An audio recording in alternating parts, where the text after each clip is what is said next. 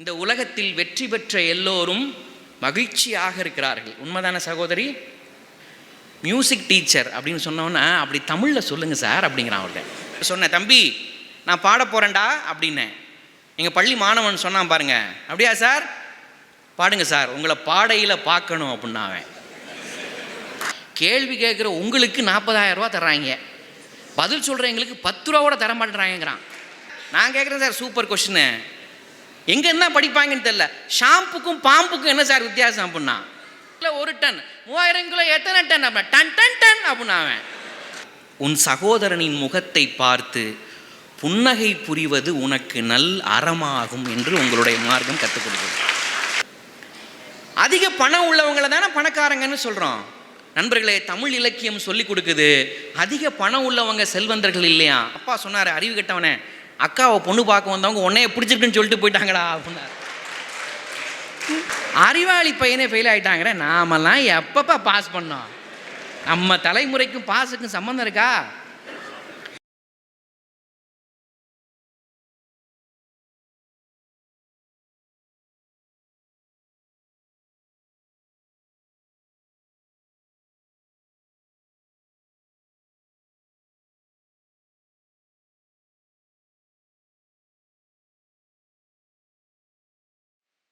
ஈரோடு கல்வி அறக்கட்டளை வழங்குகிற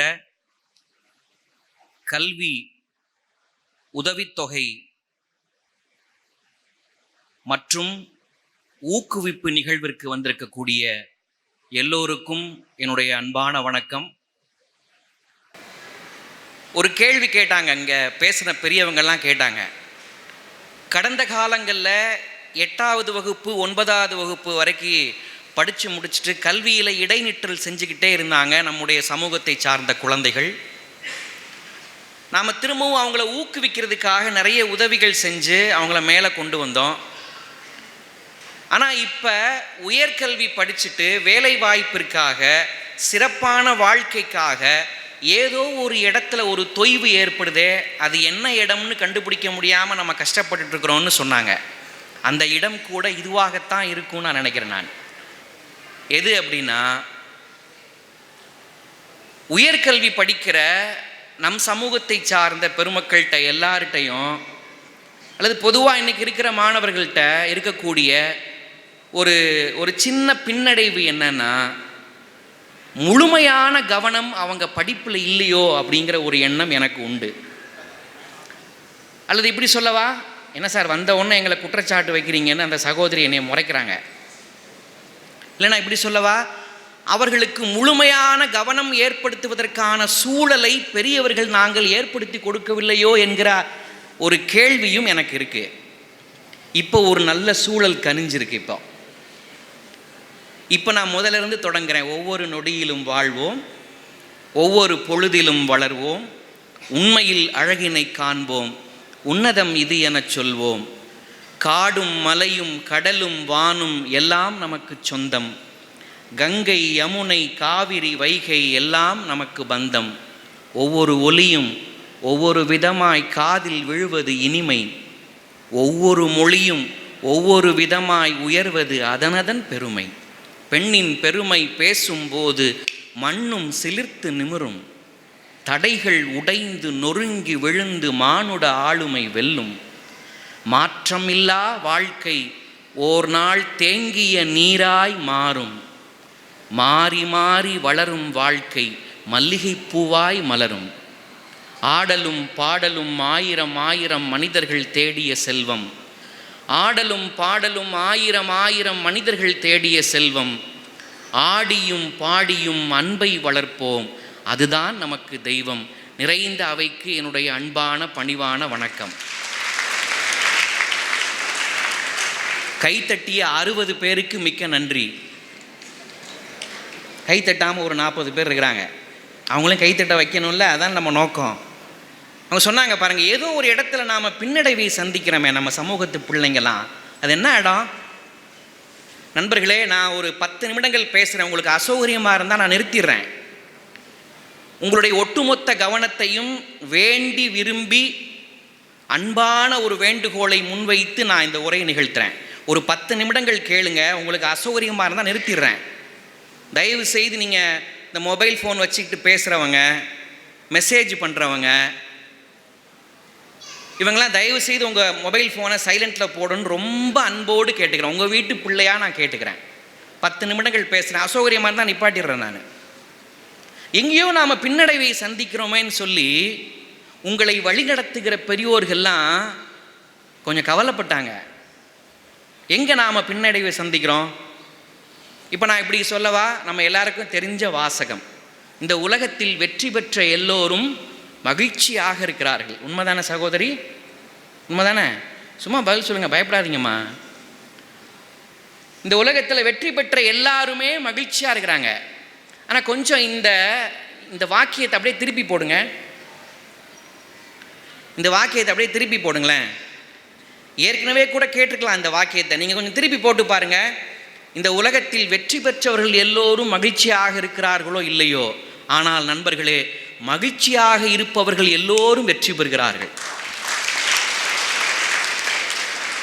இங்கே பாருங்க, நீங்கள் இதை கூட கேட்டிருக்கலாம். இப்போ நம்முடைய பிள்ளைகளுக்கான பின்னடைவு எங்கே துவங்குதுன்னு நான் நினைக்கிறேன் அப்படின்னா, நாம் மகிழ்ச்சியாக இல்லையோ.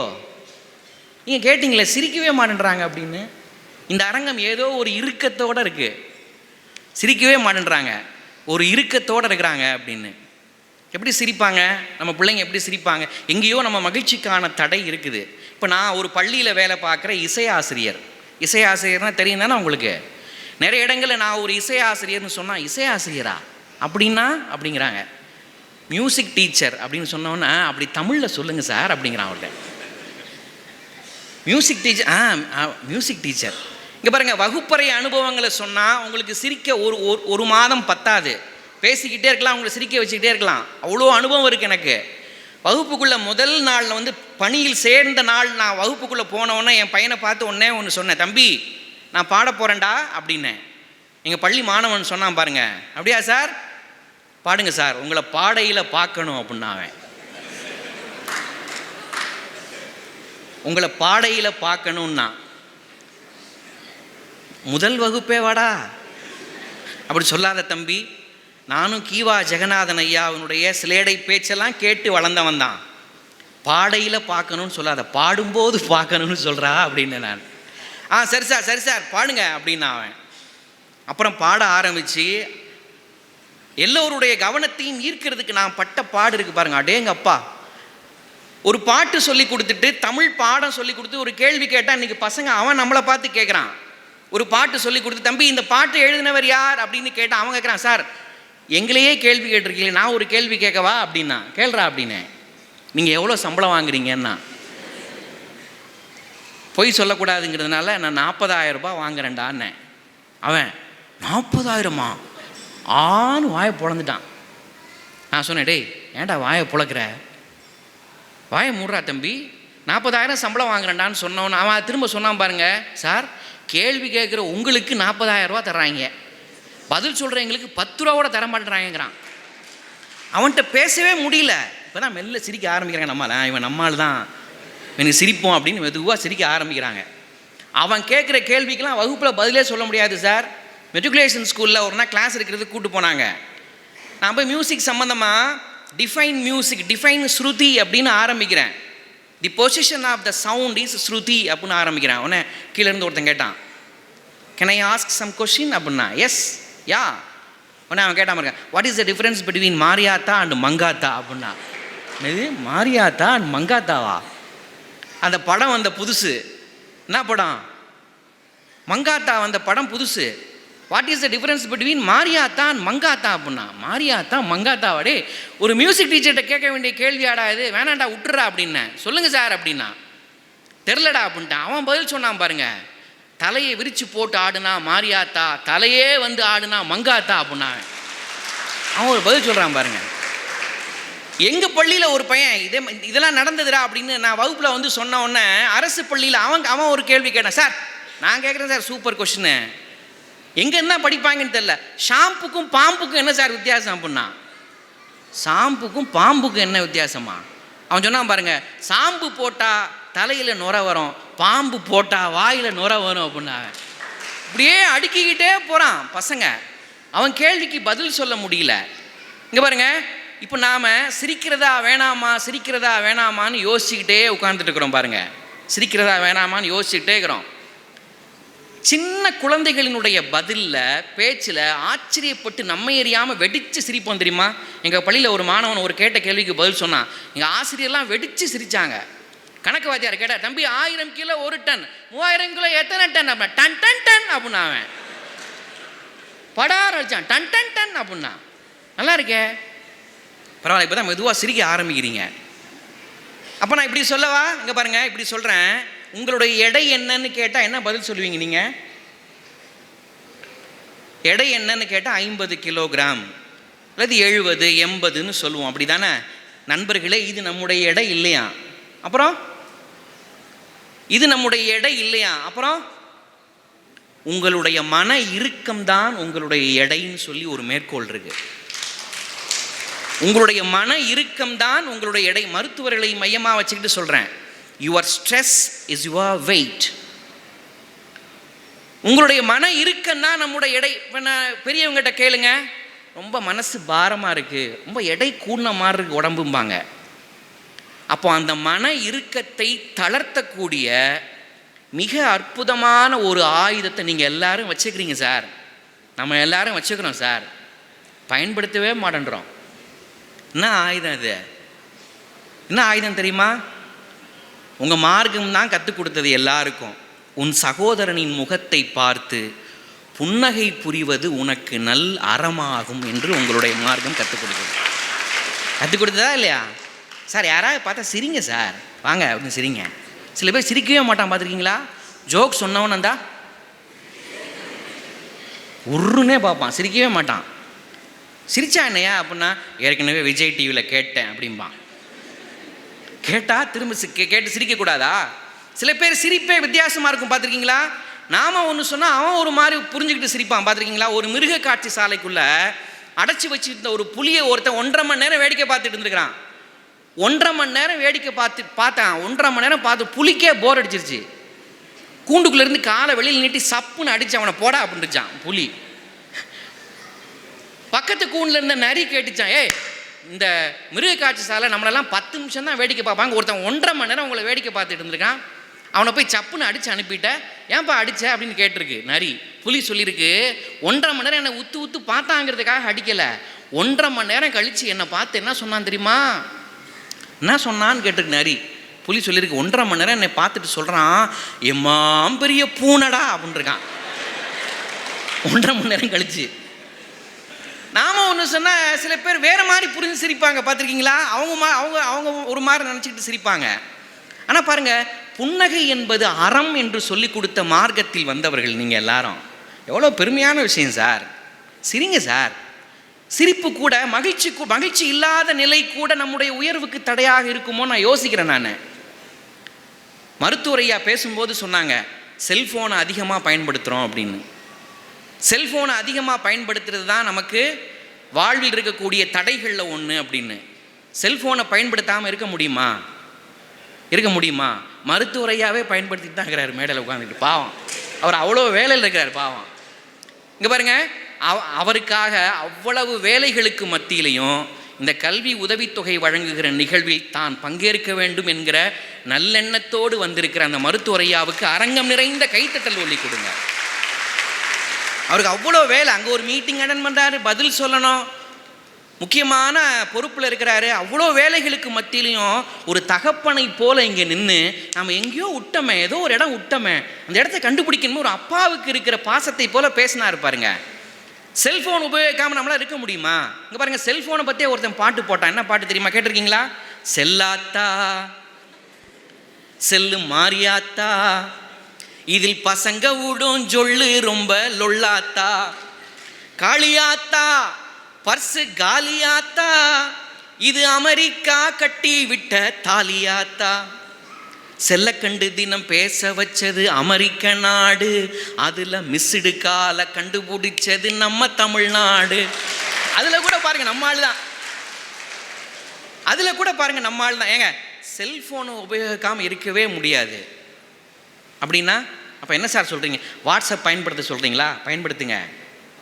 நீங்கள் அவர் வேணான்ட்டு போனார், நீங்கள் பயன்படுத்துங்க. ஃபேஸ்புக்கில் அக்கௌண்ட் வைக்கலையா? வச்சுக்கோங்க.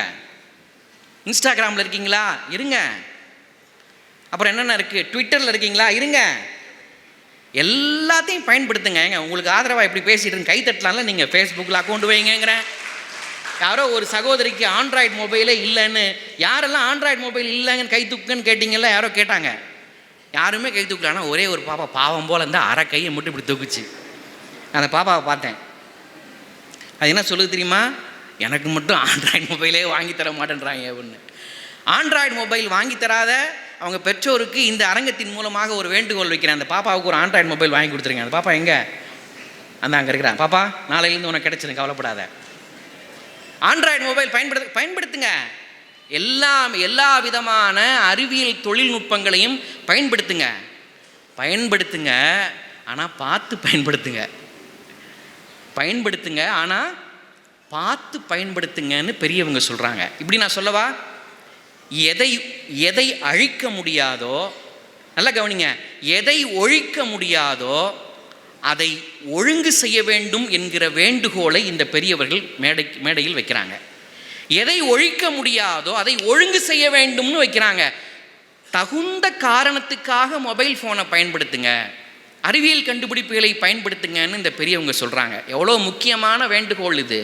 இது கூட நம்முடைய வளர்ச்சிக்கு பின்னடைவாக இருக்கும்னு சொல்லி ஒரு அப்பாவின் ஸ்தானத்திலிருந்து இவங்க பேசுகிறாங்க. நண்பர்களே, காலங்களை எப்படி எதிர்கொள்ளணும்னு பெரியவங்க சொல்லி கொடுத்துட்டு போயிருக்காங்க தெரியுமா? 3 காலங்கள் இருக்குது, நம்ம தெரியும். கடந்த காலம், நிகழ்காலம், எதிர்காலம். கடந்த காலத்தை எப்படி எதிர்கொள்ளணும் தெரியுமா? மறதியின் மூலம் எதிர்கொள்ள வேண்டும். அப்படின்னா சில விஷயங்களை மறந்துடணும், ஞாபகத்தில் வச்சுக்கிட்டே இருக்கக்கூடாது. எதை ஞாபகத்தில் வச்சுக்கணுமோ அதை தான் ஞாபகத்தில் வச்சுக்கணும். கடந்த காலத்தை மறதியின் மூலம் எதிர்கொள்ள வேண்டும். நிகழ்காலத்தை புன்னகையின் மூலம் எதிர்கொள்ள வேண்டும் என்று உங்களுடைய மார்க்கம் தான் சொல்லிக் கொடுக்குது. நிகழ்காலத்தை புன்னகையின் மூலம் எதிர்கொள்ள வேண்டும், எதிர்காலத்தை நம்பிக்கையின் மூலம் எதிர்கொள்ள வேண்டும் என்று சொல்லிக் கொடுக்கிறது. கைத்தட்ட 4 பேருக்கு நன்றி. எதிர்காலத்தை நம்பிக்கையின் மூலம் எதிர்கொள்ள வேண்டும். ஏதோ ஒரு நம்பிக்கை உங்கள் மனசில் எப்படியாவது பாய்ச்சிடலாம் அப்படிங்கிற ஒரு மிகப்பெரிய நல்லெண்ணத்தோடு இந்த பெரியவங்கெல்லாம் மேடையில் உட்காந்துக்கிறாங்க. மிகப்பெரிய நல்லெண்ணத்தோடு உட்காந்துக்கிறாங்க. நான் இப்படி சொல்லவா? கல்விக்கு உதவுகிற கரங்கள் கடவுளினுடைய கரங்கள். சத்தியம் நான் சொல்றது. கல்வி வளர்ச்சிக்காக உதவுகிற கரங்கள் கடவுளினுடைய கரங்கள். இவங்க எல்லாருடைய கரங்களும் கடவுளினுடைய கரங்களாக நான் தொட்டு வணங்க கடமைப்பட்டிருக்கிறேன். அவங்க திரும்ப யோசிக்கிட்டே இருந்தா, நம்ம பிள்ளைங்க செய்தித்தாள் எடுத்தால் என் புள்ள பேர் வரணும்யா, நம்ம சமூகத்தை சார்ந்த நம்ம பிள்ளைங்களுடைய பேர் வரணும்னு ஆசைப்படுறாங்களே. அப்போ எங்கேயோ ஒரு இடத்துல நாம் ஒரு தடைப்பட்டு நிற்கிறோமே, அந்த இடத்த எப்படி கண்டுபிடிக்கிறது? எல்லா துறையிலையும் சாதிக்கிறவர்களாக, முதன்மையானவர்களாக நாம் வரலையே. இசைத்துறைன்னு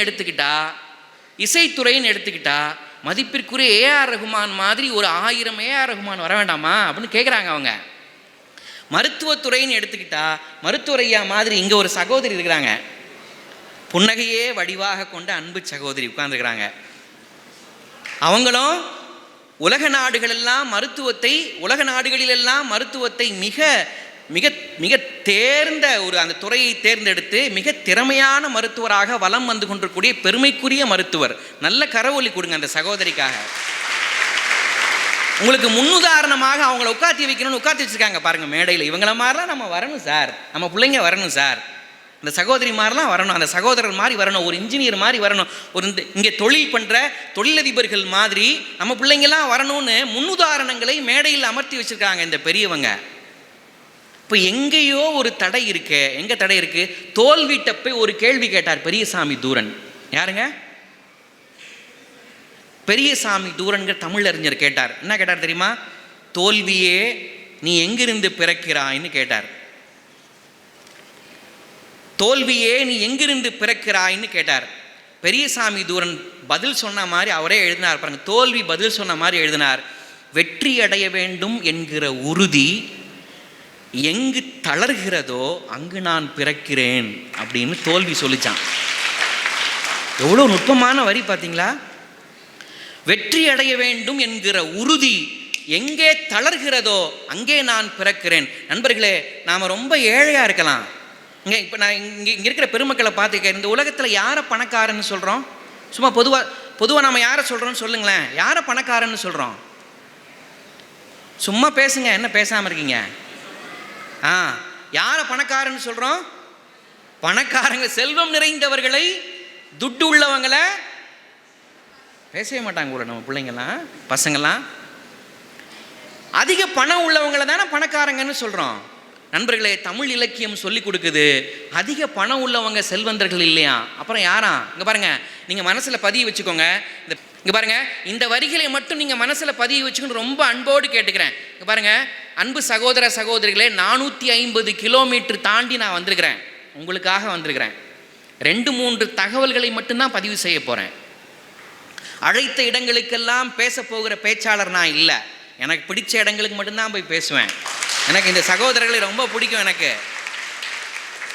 உங்கள் மத்தியில் பேசுறது எனக்கு பெரு விருப்பம். எனக்கு கல்வி உதவித்தொகை வழங்குகிற தன் சமூகத்தை சார்ந்த எளிய பிள்ளைகள் மேன்மேலும் உயர்வடைய வேண்டும் என்கிற நல்லெண்ணத்தோடு உழைக்கிற இந்த சகோதரர்கள் முன்னாடி பேசுறது எனக்கு பெரு விருப்பம். 2-3 தகவலை மட்டும் பதிவு செய்கிறேன். இங்கே பாருங்க, யார் பணக்காரன் தெரியுமா? தமிழ் இலக்கியம் சொல்லி கொடுக்குது. நிதி இல்லை, எனக்கோர் காணி நிலம் இல்லை, வீடு வாசல் எதுவும் நான் பெற்றேன் இல்லை என்பது வறுமை அன்று. நீங்க பதிய வச்சுக்கோங்க இந்த வரிய. நிதி இல்லை, எனக்கோர் காணி நிலம் இல்லை, வீடு வாசல் எதுவும் நான் பெற்றேன் இல்லை என்பது வறுமை அன்று. மாந்தர்க்கு மதி நுட்பம் இல்லாமை ஒன்றே வறுமையாம் என்று இலக்கியம் சொல்கிறது. இப்போ இவங்களுடைய கேள்விக்கு பதில் கிடைக்குது பாருங்க. நம்ம பிள்ளைங்க எங்கேயோ பின்னடைவாக போகிறாங்களே, ஏன்? இன்னும் கொஞ்சம் கூடுதலாக படிக்கணுமோ, இன்னும் கொஞ்சம் கூடுதலாக வாசிக்கணுமோ, இன்னும் கொஞ்சம் புத்திசாலித்தனமாக இருக்கணுமோ, இன்னும் கொஞ்சம் அறிவு கூர்மையோ நம்ம பிள்ளைங்க இருக்கணுமோன்னு ஆசைப்படுற ஒரு தலைமுறை மேடையில் உட்கார்ந்துருக்கு பாருங்க. ஏன் நாம் அதை பின்பற்றக்கூடாது? வெற்றி அடைய வேண்டும்ங்கிற நோக்கம் எங்கேயோ ஒரு இடத்துல நமக்கு ஒரு தளர்ச்சி அடையுதே, அந்த இடத்தை கண்டுபிடிங்க சார். கல்லூரியினுடைய 1ஆம் ஆண்டு படிக்கிற பிள்ளைகள் இங்கே இருப்பீங்க, 2ஆம் ஆண்டு படிக்கிற பிள்ளைகள் இருப்பீங்க. கல்லூரிக்கு எதற்காக வர்றீங்க அப்படின்னு கேட்டால் எல்லாரும் என்ன சொல்லுவோம்? படிக்கிறதுக்காக. நான் எங்கள் வகுப்பில் கேட்டேன் சார், இதே மாதிரி கேட்டேன், தம்பி பள்ளிக்கூடத்துக்கு எதுக்கடா வர்ற அப்படின்னு. எங்கள் பசங்கள்லாம் ஒன்று சேர்ந்து சொன்னான், சத்துணவில் முட்டை போடுறாங்க சார் அப்படின்னா. எங்கள் பசங்க ஜாலியான பசங்க சார், சத்துணவில் முட்டை போடுறாங்க அப்படின்னா. அப்படி பிரமாதமான பசங்க. கல்லூரிக்கு எதுக்காக போகிறோம் அப்படின்னா படிக்கிறதுக்காகத்தான் போகிறோம். நான் கேட்குறேன், 35 மாணவர்கள் ஒரு வகுப்பறையில் இருக்கிறாங்க அப்படின்னா 35 மாணவர்களில் முதல் 5 இடங்களை பிடிக்க இருக்கிற மாணவர்களாக மாணவிகளாக நாம் ஏன் இன்னும் மாறலை? நாம் ஏன் இன்னும் மாறலை? ஏன் இது போன்ற பல மருத்துவர்கள் நம் சமூகத்திலிருந்து வரல? அதான் கேட்குறாங்க அவங்க.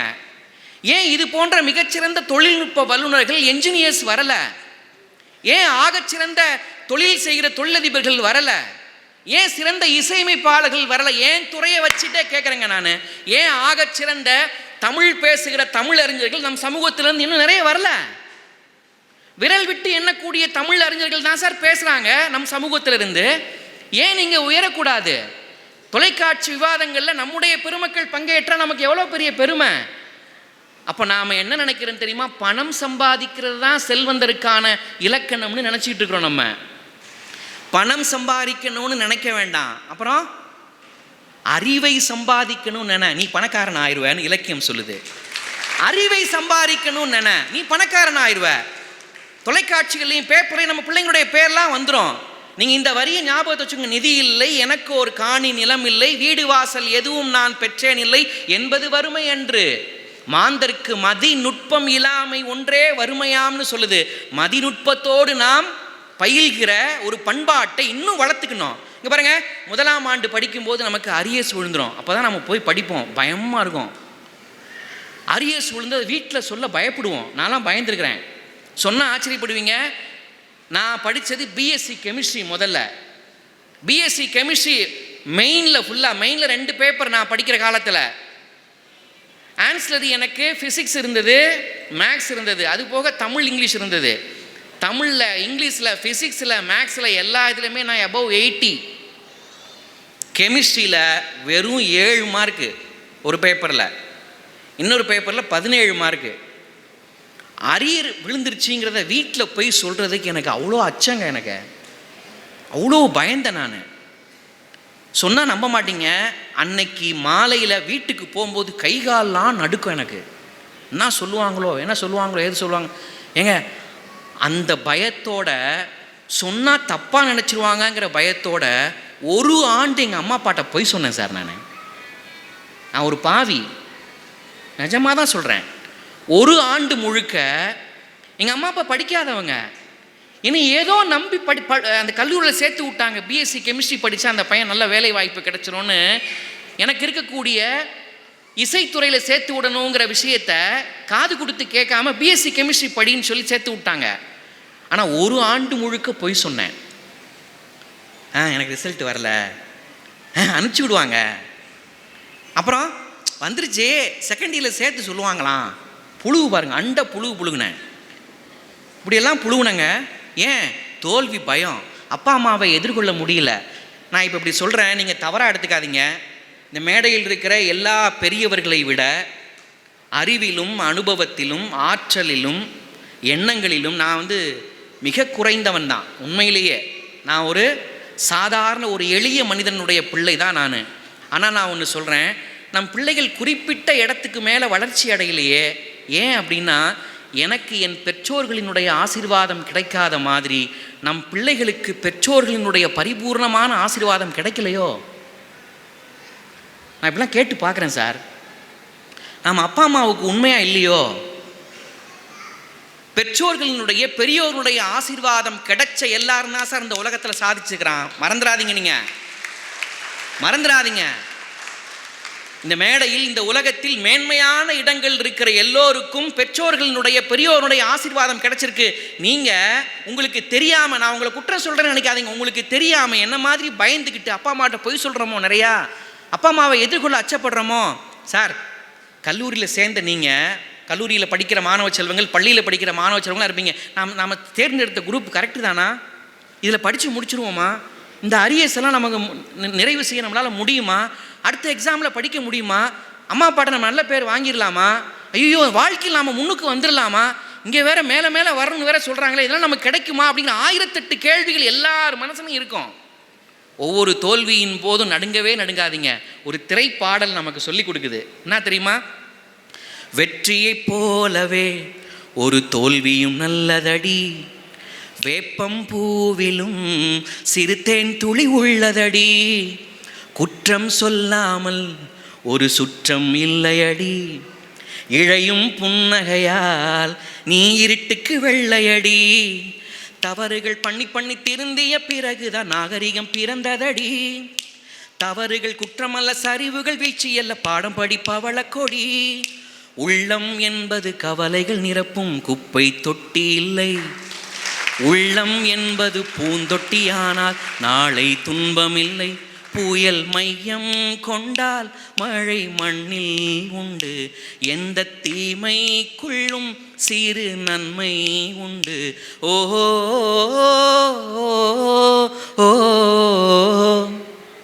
சந்தோஷம் சந்தோஷம் வாழ்க்கையின் பாதிபலம், சந்தோஷம் இல்லை என்றால் மனிதர்க்கு ஏது பலம். எப்படி பாட்டுங்க இந்த பாட்டு! நான்லாம் என்ன பாடுறேன்? உலகின் ஆகச்சிறந்த பாடகர்களில் ஒருவரான எஸ்பி பாலசுப்ரமணியம் அவர்கள் குரலில் கேட்கணும் இந்த பாட்டை. இப்படி பாடியிருப்பார் அவர். அவருக்கு இந்த கைத்தட்டல் போதுமா? எஸ்பிபிக்கு என்னங்க நீங்கள்?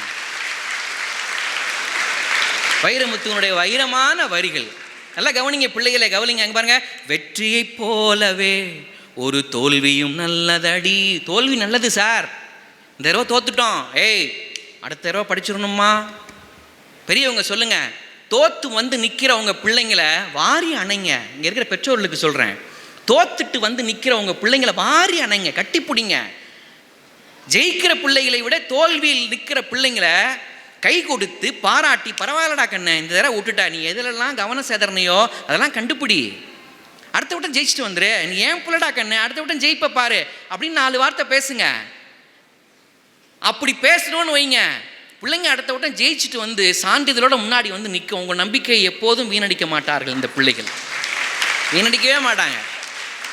படிக்கிற பிள்ளைங்களுக்கு சொல்கிறேன், இங்கே பாருங்க, நாம் எடுத்த கோர்ஸ் சரிதானா? எப்போ செகண்ட் இயர் படிக்கும்போது கேட்டுட்டு இருப்பான் சில பேர் மனசுக்குள்ள, நாம தான் முடிச்சிடுவோமா, ஏண்டி எனக்கு ஒரு மாதிரி இருக்குடி, ரிசல்ட் வரும்போதெல்லாம் வயிற்ற கலக்குதுடி. எப்போ? செகண்ட் இயரில். பெற்றோர்கள்லாம் டிகிரி வாங்குகிற நேரத்தில், நான் தேர்ட் இயரில் கூட நான் யோசிச்சுக்கிட்டு இருந்தேன், நம்ம இதுக்கு பொருத்தி தான் போகிறோமா அப்படின்னு தேர்ட் இயரில் நான் யோசிச்சுக்கிட்டு இருந்தேன். நான் பொருந்தலைங்கிறது உண்மை. ஏன் பொருந்தலைங்கிறதுக்கு எனக்கு 1008 காரணம் நான் இப்போ தான் எனக்கு புரியுது. எனக்கு இங்கே பாருங்க, இப்படி கேள்விகளால் உங்கள் மனசை போட்டு நிரப்பாதீங்க. அப்புறம் உள்ளம் என்பது கவலைகள் நிரப்பும் குப்பை தொட்டி இல்லை. அப்புறம் உள்ளம் என்பது பூந்தொட்டியானால் நாளை துன்பம் இல்லை. அன்பு பிள்ளைகளே, உங்கள் உள்ளத்தை பூந்தொட்டியாக வச்சுக்கோங்க, மகிழ்ச்சியால் நிரப்புங்க. ஏய் ஜெயிக்கலாம், என்கிட்ட காசு பணம் தாங்க இல்லை, ஆனால் நான் படித்து முன்னுக்கு வருவேன் சார், எனக்கு உதவி செய்கிறதுக்கு பெரியவங்களாம் இருக்கிறாங்க சார், எங்கள் அப்பா ஆட்டோ தான் சார் ஓட்டுறாரு, ஆனால் என்னுடைய படிப்புக்கு உதவி செய்ய எங்கள் சமூகத்தை சார்ந்த பெரியவங்கள்லாம் இருக்கிறாங்க சார், எங்கள் அப்பா சின்ன தொழில் தான் சார் செய்கிறாங்க, ஆனால் என் பையனுடைய படிப்புக்கு உதவி செய்கிறதுக்கு, என் நண்பனுடைய படிப்பை உதவி செய்கிறதுக்கு எங்கள் சமூகத்தில் பெரியவங்க இருக்கிறாங்க சார், நான் வளர்ந்து காட்டுவேன் சாருங்கிற அந்த நம்பிக்கை, அந்த மகிழ்ச்சி மனசுக்குள்ளே போட்டு விதைங்கிறதுக்காகத்தான் இந்த பெருமக்கள்லாம் அந்த மேடையில் வந்து உட்கார்ந்துக்கிறாங்க. அதுக்காகத்தான் அவங்க எல்லாரும் உட்கார்ந்துக்கிறாங்க. அப்போ பெரியசாமி தூரன் வரிகளை நினைவுபடுத்தி நிறைவு செய்கிற என்ன தெரியுமா? தோல்வி எங்கே பிறக்குதான், நாம் வெற்றி அடைய வேண்டும் என்கிற உறுதி எங்கே தளர்கிறதோ அங்குதான் நான் பிறக்கிறேன்னு தோல்வி சொல்லிச்சு. தளர்ந்து போகிற இடத்துல இங்கே இருக்கிற பெத்தவங்க பெரியவங்களை பார்த்து சொல்கிறேன், உங்கள் குழந்தைகள் தளர்ந்து போகிற நேரத்தில் அவர்களுக்கு கரம் கொடுத்து இனிய சொற்களை கொடுத்து அவர்களை காப்பாற்றுங்கள். இனிய சொற்களை கொடுத்து காப்பாற்றுங்கள். இவங்க செய்கிறது கூட ஒரு வகை தர்மம் தானே, தர்மம் தானே. இவங்க செய்கிறது தர்மம்னா என்ன சொல்லுவோம்? ஒரு ஏழைக்கு பொருள் உதவி கொடுக்கறத நம்ம தர்மம்னு படிப்போம். ஆனால் உலகின் ஆகச்சிறந்த உங்களுடைய மார்க்கம் சொல்லி கொடுக்கிறது இனிய சொல்லே ஒரு தர்மம் தான் என்று சொல்லி கொடுக்கிறது. சரிதானே? இனிய சொல்லே ஒரு தர்மம் தான். எங்க பெரியவங்களுக்கு சொல்கிறேன், உங்கள் குழந்தைங்களுக்கு நம்பிக்கை கொடுங்க, இனிய சொற்களை கொடுங்க. வந்துருவாங்க சார், வந்துருவாங்க அவங்க. ஏய் கிளாஸ் ஃபஸ்ட்டு வாடா, இன்னும் படுறா, நான் வேணா வீட்டில் உனக்கு வேலை கொடுக்குறத குறைச்சிக்கிறேன்டா, இன்னும் படி, நீ படி, மற்ற வேலையை நான் பார்த்துக்கிறேன். அப்படி பிள்ளைங்களை ஊக்கப்படுத்துங்க. இங்கே பாருங்கள், நான் ஒன்று கேட்குறேன், தூத்துக்குடியில் ஸ்டெர்லைட் ஆலைக்கு எதிராக நடந்த போராட்டத்தில் துப்பாக்கி சூடு நடந்தது. நண்பர்களே கவனிங்க, நான் 5 நிமிடங்களில் நிறைவு செஞ்சுறேன். ஒரே ஒரு தகவல் மட்டும் கொஞ்சம் நிமிர்ந்து உட்கார்ந்து கேளுங்க ப்ளீஸ். எனக்காக முக்கியமான ஒரு தகவல், இந்த அன்பு தம்பி தங்கைகளுக்காக, இந்த சகோதர சகோதரிகளுக்காக இதை நினைவு ஊட்டிட்டு முடிக்கிறேன். தூத்துக்குடியில் ஸ்டெர்லைட் ஆலைக்கு எதிராக ஒரு போராட்டம் நடந்தது. அந்த போராட்டத்தில் பங்கெடுக்க போன போராளிகள் மீது, அமைதியாக போராட்டம் நடத்தின அந்த போராளிகள் மீது துப்பாக்கி சூடை நடத்தினாங்க. அதெல்லாம் அரசியல் காரணம், நான் அதுக்குள்ளே நுழையலை. ஆனால் ஒரு தகவலை மட்டும் உங்களுக்கு நினைவூட்டிட்டு போகிறேன். அந்த போராட்டத்தில் 13 பேர் சுட்டு கொல்லப்பட்டார்கள். அந்த 13 பேரில் ஒரு பாப்பா, அந்த பாப்பாவோட பேர் ஸ்னோலின் வெனிஸ்டான்னு பேர். உங்கள் இந்த பின்னாடி இருக்கிற தம்பிகள்லாம் கேளுங்க தயவு செஞ்சு, நான் நிறைவு செய்கிறேன், கொஞ்சம் கவனமாக கேளுங்க. அந்த ஸ்னோலின் வெனிஸ்டா 10ஆவது வகுப்பு தேர்வு எழுதிவிட்டு தேர்வு முடிவுக்காக காத்திருந்த சகோதரி அந்த போராட்டத்துக்கு போகிறா. நண்பர்களே, அந்த 13 பேர் இறந்து போனாங்கல்ல, அதில் இந்த பாப்பாவும் போராட்டத்துக்கு போகும்போது துப்பாக்கி சூடு நடத்தியதில் பின் மண்டையில் குண்டு பாய்ந்து வாய் வழியாக வெளியே வந்து இறந்து போன அன்பு சகோதரியின் பெயர் தான் ஸ்னோலின் வெனிஸ்டான்னு பேர். இந்த அரங்கத்தில் ஏயா அந்த பொண்ணை நினைவூட்டுறேன்னு நீங்கள் கேட்கலாம். ஏன் நினைவூட்டுறேன்னு தெரியுமா? அந்த பொண்ணுக்கு டைரி எழுதுகிற பழக்கம் இருந்திருக்கு. நாள்தோறும் அந்த பாப்பா அவளுடைய அனுபவங்களை டைரியில் எழுதுவாளாம், இரவு உட்காந்து எழுதுவாளாம். அந்த பொண்ணு இறந்த உடனே, துப்பாக்கி சூட்டில் இறந்த உடனே ஒரு அமைப்பை சார்ந்தவர்கள் அந்த பொண்ணினுடைய டைரி குறிப்புகளை எடுத்து ஒரு நூலாக வெளியிட்டிருக்கிறார்கள். ஸ்னோலின் வெனிஸ்டாவினுடைய நாட்குறிப்புகள் என்பது அந்த நூலினுடைய பெயர்.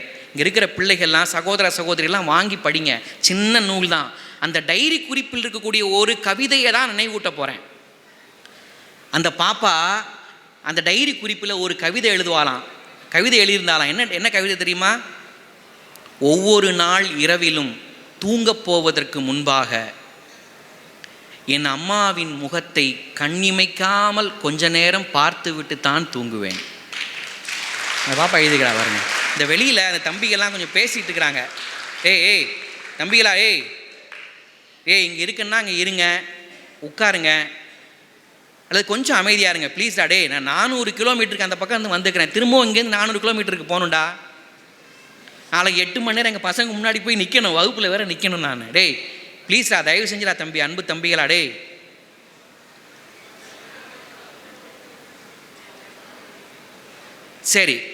சரி ஒரு நிமிஷம் எனக்காக கவனம் கொடுங்க. இங்கே பாருங்க, அந்த வரிகள் அந்த பாப்பா எப்படி முடிச்சிருக்கா பாருங்க. நான் தூங்கப் போவதற்கு முன்பாக என் அம்மாவின் முகத்தை கண்ணிமைக்காமல் கொஞ்ச நேரம் பார்த்து விட்டுத்தான் தூங்குவேன். ஏன் தெரியுமா? ஒருவேளை தூக்கத்தில் என் உயிர் பிரிந்து விட்டால் நான் பார்த்த கடைசி முகம் என் அம்மாவின் முகமாக இருக்கட்டும். அந்த பாப்பா எழுதணும். நான் பார்த்த கடைசி முகம் என் அம்மாவின் முகமாக இருக்கட்டும். அன்பு சகோதர சகோதரிகள், கல்லூரிக்கு போகிற ஒவ்வொரு முறையும், பள்ளிக்கூடத்துக்கு போகிற ஒவ்வொரு முறையும் அம்மாவினுடைய முகத்தை, உங்களுக்காக வாழ்நாளெல்லாம் ஓடி ஆடி உழைக்கிற அப்பாவினுடைய முகத்தை ஒரு முறை பார்த்துட்டு போ. தப்பு செய்யணுங்கிற எண்ணம் வராதுடா, வரவே வராது. இன்னும் படிக்கணுங்கிற எண்ணம் உங்களுக்கு வந்துகிட்டே இருக்கும். அம்மா கஷ்டப்படுறான், அப்பா கஷ்டப்படுறாங்க, இவங்களை உட்காத்தி வச்சு நாம் சம்பாரித்து இவங்களை அழகான ஒரு வாழ்க்கையில் இவங்களை உட்காத்தி வச்சு அழகு பார்க்கணுங்கிற எண்ணம் ஒவ்வொரு நாளும் வரும். அம்மாவுடைய முகத்தை பார்த்துட்டு போன அந்த பாப்பா சொல்லி கொடுக்குறான் நமக்கு. சார், இந்த உலகத்தில் என்ன இருந்தாலும் விலை கொடுத்து வாங்கிடலாம் சார், வாங்க முடியாத ஒரு உறவு எது? அம்மா சார். கண்ணீர் விடுறாங்க பாருங்க பெற்றவங்க. வாங்க முடியாத ஒரு உறவு எது? அம்மா சார். இங்கே பாருங்க, மேதகு அப்துல் கலாம் அவர்கள், உங்கள் சமூகம் இந்தியாவிற்கு கொடுத்த கொடை அப்துல் கலாம் அவர்கள். என்ன ஒரு அறிவாளிங்க. இங்க பாருங்க, இந்த கல்வித்தொகை வழங்குகிற விழா ஏன் நடக்குது தெரியுமா? இன்னும் 1000 அப்துல் கலாம்கள் உருவாக வேண்டும் என்கிற ஆகச்சிறந்த நல்லெண்ணத்திற்காகத்தான் இவங்க மேடையில் உட்கார்ந்துக்கிறாங்க. அவங்கள மாதிரி ஒரு ஆளுமை வரணும். அங்கே பாருங்க, அவர்கிட்ட போய் கேட்டாங்க, சார் எது நல்ல நாள் எது கெட்ட நாள்னு கேட்டாங்க. என்ன அழகான பதில் சொன்னார் தெரியுமா அவர்? நீங்கள் ஏற்கனவே கேட்டிருக்கலாம், இருந்தாலும் இந்த நேரத்தில் இதை நினைவூட்டுறேன் நான்.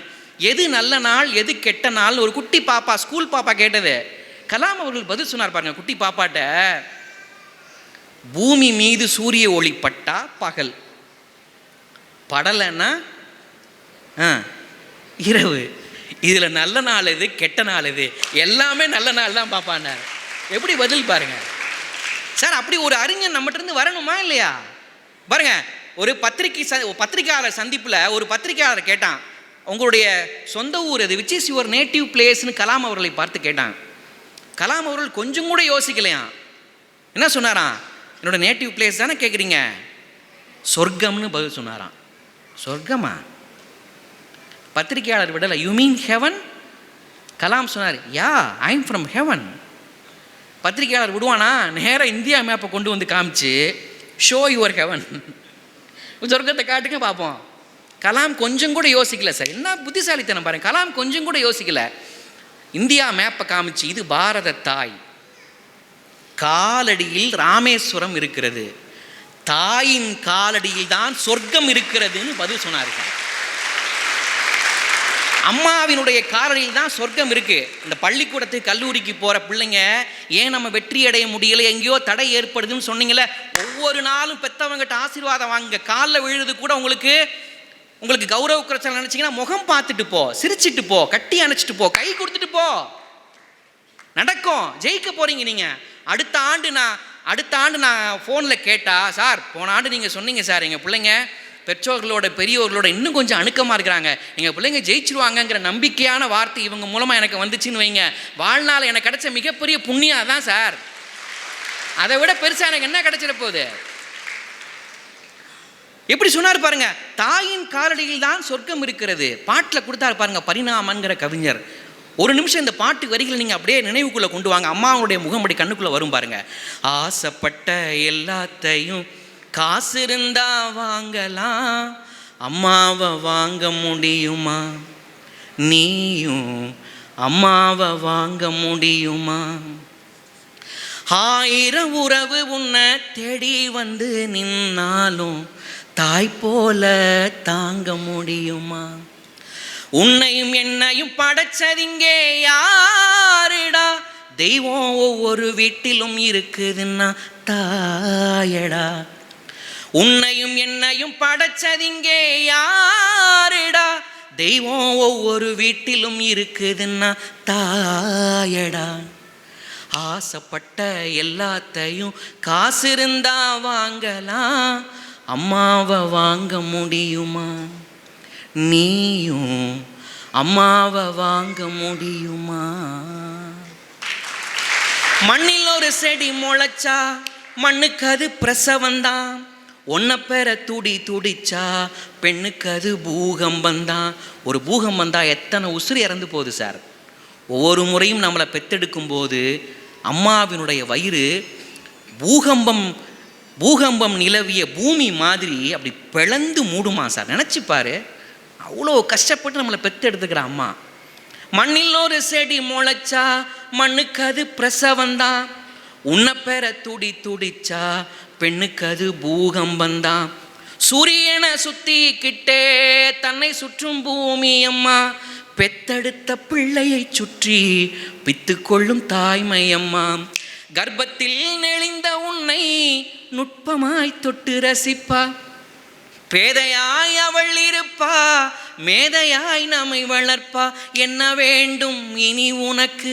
அன்னை மடியில் சொர்க்கம் இருக்கு. என்ன வேண்டும் இனி உனக்கு? அன்னை மடியில் சொர்க்கம் இருக்கு. உன்னையும் என்னையும் படைச்சதிங்கே யாருடா? தெய்வம் ஒவ்வொரு வீட்டிலும் இருக்குதுன்னா தாயடா. ஆசைப்பட்ட எல்லாத்தையும் காசு இருந்தா வாங்கலாம், அம்மாவை வாங்க முடியுமா? நீயும் அம்மாவை வாங்க முடியுமா? அன்பு சகோதர சகோதரிகளே, பெத்தவங்களுக்கு எதிரான எந்த காரியத்தையும் செய்யாதீங்க. அதுவே நமக்கு வாழ்நாள் முழுக்க நம்முடைய முன்னேற்றத்திற்கு தடையான ஒரு விஷயமாக அமைஞ்சிருமோ அப்படின்னு நினைக்க தோணுது. இந்த அரங்கத்தில் நேரம் இல்லை, ரொம்ப நேரம் பேசுனா சரியாக இருக்காது. ஒரே ஒரு தகவல் மட்டும் பேசிட்டு நிறைவு செஞ்சிடட்டுமா? நீங்கள் அனுமதிச்சிங்கன்னா ஒரு 2 நிமிடங்கள் பேசலாமா? ஒரே ஒரு தகவல் மட்டும் சொல்கிறேன். சார், அம்மாக்களையெல்லாம் பற்றி இப்படி சொல்லிட்டீங்களே சார், பாவப்பட்ட அப்பாக்கள் நாங்கள் இருக்கிறோமே, எங்களை பற்றி ஏதாவது சொன்னீங்களா சார் அப்படின்னு யாராவது என்னை கேட்டாங்கன்னா, நாளை பின்ன நான் வந்து போகணுமா இல்லையா பாப்பா? அந்த பிள்ளை ஆமாண்ணே அப்படிங்கிற அந்த பாப்பா, நாளை பின்ன நான் வந்து போகணுமா இல்லை? பெற்றவங்க பெரியவங்க சொல்கிற பேச்சை இந்த வயதில் கேட்கணும்னு தோணாது, எரிச்சலாக வரும் நமக்கு. உண்மை அதுதான். எப்போ பார்த்தாலும் அட்வைஸாக பண்ணி கொல்லுவாங்க நம்ம ஆளுங்க. இப்படி இருக்கக்கூடாது, அங்கே போகக்கூடாது. பெரியவங்க நம்ம எல்லாம் வீட்டிலேருந்து பிள்ளைங்க பள்ளிக்கூடத்துக்கு போகும்போது, கல்லூரிக்கு போகும்போது சொல்லுவோம், குறிப்பாக பெண் பிள்ளைகள் போகும்போது சொல்லுவோம், பார்த்து போமா, ஊருக்கு எட்டு கிடக்கு, வயிற்றுல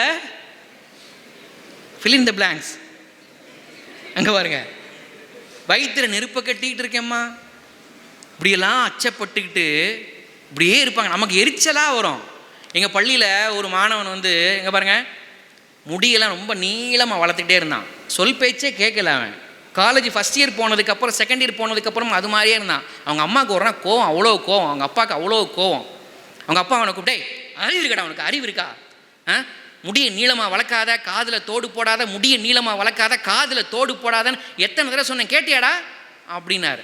அவன் சொன்னான், அம்மா அப்பா உனக்கு என்ன பிரச்சனை, ஏன் கத்துறீங்க, அதனால் உங்களுக்கு என்ன பிரச்சனை, இது ஃபேஷன்ப்பா, உங்களுக்கு என்ன பிரச்சனை அப்படின்னா. அப்பா சொன்னார், அறிவு கெட்டவனே, அக்காவை பொண்ணு பார்க்க வந்தவங்க உன்னைய பிடிச்சிருக்குன்னு சொல்லிட்டு போயிட்டாங்களா அப்படின்னாரு. வந்தவங்க எப்படிப்பட்ட கோளாறான ஆளாக இருப்பாங்கன்னு பாருங்க.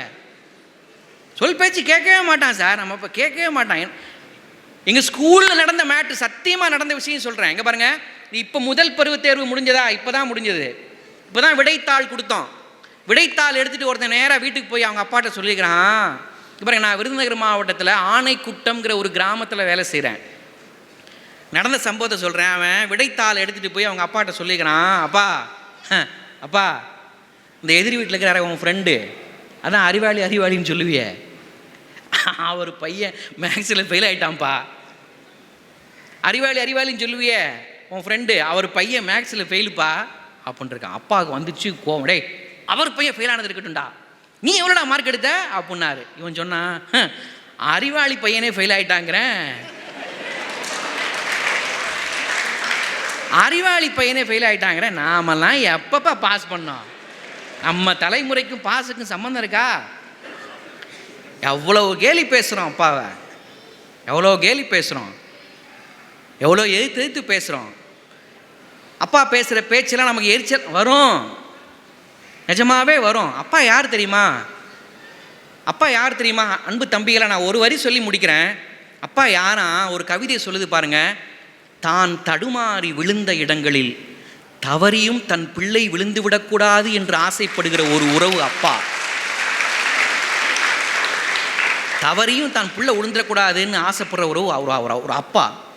மேடையில் பேசின ரஃபீக் சாரும் மருத்துவர் சாரும் தொகுப்புரை வழங்கினவங்களும் இந்த பெரியவங்க எல்லாரும் அப்பா ஸ்தானத்துலேருந்து தான் அவங்ககிட்ட பேசுகிறாங்க. டே, நாங்கள் எப்படியோ மேலே வந்துட்டோம், நாங்கள் தடுமாறுற இடங்களை நீங்கள் தடுமாறிடக்கூடாது, உங்களுக்கு தோள் கொடுக்க நாங்கள் நிற்கிறோம்னு சொல்லி அப்பா ஸ்தானத்திலிருந்து பேசுகிறாங்க. அவங்க எல்லாருமே அப்பா ஸ்தானத்திலிருந்து பேசுகிறாங்க. நாங்கள் இருக்கிறோம், கவலைப்படாத, வான்னு. சார், இதை பற்றி கொண்டு நீங்கள்லாம் முன்னேறுவதற்கான ஆக அற்புதமான வாய்ப்பு உங்களுக்கு கிடச்சிருக்கு. அற்புதமான வாய்ப்பு இது, பற்றிக்கோங்க, அவங்கள விடாதீங்க, தொடர்ந்து பேசுங்க அவங்கக்கிட்ட. அடுத்து நாங்கள் என்ன படிக்கலாம், எப்படி ஜெயிக்கலாம், நல்ல தொழில் தொடங்குறதுக்கு எதாவது யோசனை சொல்லுங்கன்னு தொடர்ந்து கேளுங்க. எப்போதும் உங்களை வழிநடத்துவதற்காக காத்திருக்கிற பெருமக்கள் இவங்கெல்லாம். சொல்லி முடிக்கிறேன். இங்கே பாருங்கள், பொம்பளை பிள்ளைங்களுக்கு அப்பாவை ரொம்ப பிடிக்கும், பசங்களுக்கு அப்பாவை பிடிக்கவே பிடிக்காது. ஏன்? கோவப்படுவார், வல்லுன்னு விழுவார். அப்பா 9 மணிக்கு மேலே தான், 9:30 தான் வீட்டுக்கு வருவார். வந்தவுடனே நேராக அம்மாட்ட போய் சாப்பாடு வச்சியா, பசிக்குது அப்படிம்பாரு. நேராக போனவுடனே அம்மா சொல்லுவாங்க, அதெல்லாம் ரெடி பண்ணிட்டேன், உங்கள் புள்ள ஆசையாக வளர்க்குறீங்களே புள்ள, அது புள்ள தொல்லை, இன்னும் ஹோம்ஒர்க்கே முடிக்காமல் இருக்கிறா, என்னன்னு கேளுங்க போங்க, ஹோம்ஒர்க்கே முடிக்கலை அப்படின்னு சொன்னோன்னே அப்பாவுக்கு பசி தாங்க முடியாது, அந்த கோபத்தில் வேற இருப்பார். சாப்பாடு கொடுன்னா ஹோம்ஒர்க் வேறு இன்னும் முடிக்கலைங்கிற இந்த பொண்ணை ஞாபகப்படுத்துகிறாளே, பையனை ஞாபகப்படுத்துகிறாளே அப்படின்னு கோவம் பூரா, அம்மா மேலே இந்த கோவம் பூரா இப்போ எங்கே திரும்பும்? நாம் அப்பாட்ட செல்லமாக வளர்ந்தவங்க பொம்பளை பிள்ளைங்க. எப்போனாலும் வீட்டுக்கு வந்தவொடனே அப்பா அப்படின்னு போய் டக்குன்னு அப்பாவை கட்டி பிடிச்சோடனே கைகளை போய் கோர்த்தவொடனே அப்பா வந்து குளிர்ந்துருவார் அப்படின்னு அப்பாவை ஐஸ் வச்சுக்கிட்டே இருப்போம். பொம்பளை பிள்ளைங்கன்னா அப்படி ஐஸ் வைப்பாங்க. அப்போ 9:30 வந்தவொடனே ஹோம்ஒர்க் எழுதுன்னு தப்பிச்சிடலாம் அப்படின்னு அந்த பாப்பா வேகமாக போய் அப்பா அப்படின்னு போய் மேலே போய் நிற்பாங்க. அப்பா பசியில் இருப்பார். அறிவு கட்டவளை, இன்னும் ஹோம்ஒர்க் எழுதாமல் இருக்க, அறிவு கட்டவளை, இதெல்லாம் பிள்ளையா நீ எனக்குன்னு வந்து வாட்சிக்கிறா, ஹோம்ஒர்க் எழுதாத உனக்கு பள்ளிக்கூடத்துக்கு ஒன்று எருவு மாடு மேய்க்கப்போ அப்படி இப்படி அப்பா திட்டிடுவார். அப்பான்னு கட்டி அணைக்கலான்னு போன பாப்பா தம்பி கண்ணீர் வந்துடும். அழுதுகிட்டே போய் உட்காந்து மடன்னு ஹோம்ஒர்க் எழுதுவான். வேகமாக படிப்பான். எழுதி முடிச்சு 10:45 சாப்பிட்டும் சாப்பிடாம டயர்டாகி அப்பா அவனுடைய கோவத்தெல்லாம் உள்வாங்கிட்டு படுத்து தூங்கிடுவான். நம்ம வீட்டில் நடக்கிற சமாச்சாரம் சொல்லி முடிக்கிறேன். அப்பாவும் 10:45 11 மணிக்கு சாப்பிட்டுட்டு நம்ம பக்கத்தில் வந்து உட்காருவார். தூங்கிட்டு இருந்த நம்ம பக்கத்தில் வந்து உட்காந்துக்கிட்டு அப்பா ஒரு டைலாக் பேசுவார். என்ன தெரியுமா பேசுவார்? ச்சே, எனக்கு இருக்கிறது ஒத்த புள்ள, அதை போய் அடிச்சிட்டனே, அது மேலே போய் கோவப்பட்டனே, சாரி பாப்பா, என்னை மன்னிச்சிருடா செல்லம். தூங்கிட்டு இருந்த நம்மகிட்ட 1000 மன்னிப்பு கேட்டுட்டு, இங்கே பாருங்க, இந்த கை தானே என் பிள்ளையை அடித்தது, இந்த கை விளங்காமல் போக, இந்த வாய் தானே என் பிள்ளையை திட்டுச்சு, இந்த வாய் விளங்காமல் போக, நான் ஒரு லூசும்பார் அப்பா. பக்கத்தில் இருந்து அம்மா சொல்லுவாங்க, இதைத்தான் 20 வருஷமாக நான் சொல்லிக்கிட்டு இருக்கேன், நீங்கள் கேட்க மாட்டேன்றீங்க, இப்போ நீங்களே ஒத்துக்கிட்டீங்க, ஓடி அந்த பக்கம், என் பிள்ளைய அடிச்சிட்டேன் அப்படின்னு அப்பா நெத்தியில் தூங்கிக்கிட்டு இருந்த நம்ம முகத்தை பார்த்து நெத்திக்கு பக்கத்தில் வந்து அழகாக ஒரு முத்தம் கொடுத்து, இனிமேல் அடிக்க மாட்டேன்டா செல்லம் அப்படின்னு மன்னிப்பு கேட்டுட்டு போய் தூங்குறதுக்கு போவார். அப்போ தூங்குற மாதிரி நடித்த நமக்கு கண்ணீர் வரும். நடிச்சிங்கல்ல, எத்தனை தடவை நடித்தேன்ல நானும். தூங்குற மாதிரி அன்னைக்கு நடிச்சிக்கிட்டு இருப்போம் மனசுக்குள்ளே. அடிச்சல, திட்டினல, சாரி கேளு, அது வரைக்கும் சொல்லிட்டு கடைசியில் அப்பா நெத்தியில் ஒரு முத்தம் வச்சவொன்னே இனிமேல் அடிக்க மாட்டேன்டா செல்லம் அப்படின்னு சொல்லிட்டு தூங்க போகும்போது கண்ணீர் வரும். அப்பாவை நினச்சி கண்ணீர் வரும் சார். அப்பாவின் முகம் ஒவ்வொரு முறையும் நம்ம கண்ணுக்கு முன்னாடி இருக்கும்போது நாம் செய்ய நினைக்கிற ஒரே காரியம் என்ன தெரியுமா? தொடர்ந்த உழைப்பு, தொடர்ந்த பயிற்சி, தொடர்ந்த முயற்சி. விடாத, இலக்கை அடைகிற வரைக்கும் நாம் விடக்கூடாதுங்கிற அந்த உழைப்பை தான் நாம் அந்த அப்பாவினுடைய முகம் ஞாபகப்படுத்திகிட்டே இருக்கோம். பாருங்க, தூக்கத்தில் இருக்கிற நமக்கு போர்வையை சரி பண்ணிட்டு அப்பா நமக்கு வைக்கிற முத்தம் என்ன பாடலை நினைவூட்டும் தெரியுமா? கண்ணான கண்ணே, கண்ணான கண்ணே, என் மீது சாயவா, புண்ணான நெஞ்சை பொன்னான கையால் பூ போல நீவவா, நீ தூங்கும் போது முன்னெற்றி மீது முத்தங்கள் வைக்கணும், போர்வைகள் போர்த்தி போகாமல் தாழ்த்தி நான் காவல் காக்கணும், எல்லோரும் தூங்கும் நேரம் நீயும் நானும் மௌனத்தில் பேசணும். தாமரை என்ன வரிங்க இதெல்லாம்! இந்த ஒரே வரியை சொல்லி அப்படியே முடிக்கிறேன். எல்லோரும் தூங்கும் நேரத்தில் நீயும் நானும் மௌனத்தில் பேசணும்னு எழுதினாங்க பாருங்க தாமரை அவர்கள். அப்படி மௌனத்தில் பேசுகிற உறவு தான் அப்பா. எல்லா விஷயத்தையும் நேரில் சொல்ல மாட்டார், மனசுக்குள்ளேயே போட்டு வச்சுப்பார். மௌனத்தில் பேசுகிற அப்பா, எப்போதும் நமக்காக பேசுகிற அம்மா, இவருடைய பரிபூர்ணமான ஆசையில் நமக்கு கிடைச்சதுன்னு வைங்க, நாம் வாழ்க்கையில் உயர போகிறோம். அடுத்த ஆண்டு இந்த கூட்டத்திற்கு வரும்போது நிறைய நம்பிக்கை வார்த்தைகளை மட்டுமே நான் கேட்க வேண்டும் என்று சொல்லி ஒரே ஒரு அழகான கவிதையை இவர்களை எழுத வைத்து நிறைவு செய்கிறேன். இவங்க எழுத போகிறாங்க கவிதை. ஒரு வரி நான் தொடங்க போகிறேன், அப்புறம் நீங்கள் எழுத போகிறீங்க. ஒரே வரி தான். இதயம் துடிக்க மறுத்தால் fill in the blanks. இன்னும் நிறைய பேசலாம், விட்டால் நான் மணிக்கணக்கில் பேசிகிட்டே இருப்பேன், நேரம் ஆயிடுச்சு பாவம். இப்படி சொல்லி முடிக்கிறேன். இதயம் துடிக்க மறுத்தால் பதில் சொல்லுங்க. இளைய சகோதர சகோதரிகள் பதில் சொல்லுங்க. இதயம் துடிக்க மறுத்தால் உயிர் போயிடும், உயிர் கிடையாது. பாருங்க, இதயம் துடிக்க மறுத்தால் உயிர் கிடையாது, மெழுகு உருக மறுத்தால் வெளிச்சம் கிடையாது. பாருங்க எப்படி கவிஞர்கள் எப்படி எழுதுறாங்க பாருங்க. அடுத்து ஒரு 10 கவிஞர்கள் வரப்போறாங்க சார், இங்கேருந்து வரப்போறாங்க. ஒரு வேண்டுகோள் சொல்லிட்டு போகவா? இங்கே பெரியவங்க இருக்கிறாங்க. கவிதை எழுதுகிற பயிற்சி பற்றை நடத்துங்க, சிறுகதை எழுதுகிற பயிற்சி பற்றை நடத்துங்க, நல்ல நாடகம் போடுவதற்கான தொழில்நுட்ப கலைஞர்களை உருவாக்குற பயிற்சி நடத்துங்க. அதற்கான மிகச்சரியான நபர்களை, மிக குறைந்த ஊதியம் வாங்கி கொண்டு மிகச்சரியான வேலை செய்கிற நபர்களை நான் உங்களுக்கு அறிமுகப்படுத்தி வைக்கிறேன். நம்ம பிள்ளைங்க எங்கேயோ தடைப்பட்டு நிற்கிறாங்களே, அதெல்லாம் இதுதான் காரணம். நம்ம பிள்ளைங்க இன்னும் நுண்கலையில் தேர்ச்சி அடையலையோங்கிற ஒரு எண்ணம் எனக்கு வருது. உங்கள் வீட்டில் பிறந்த பிள்ளையா நான் சொல்கிறேன். நான் இந்த கவிதை நீங்களே முடிங்க. இப்போ இதயம் துடிக்க மறுத்தால் உயிர் கிடையாது, மெழுகு உருக மறுத்தால், மனிதன் உழைக்க மறுத்தால், அவங்க தான் சொல்லிட்டாங்க கவிதை.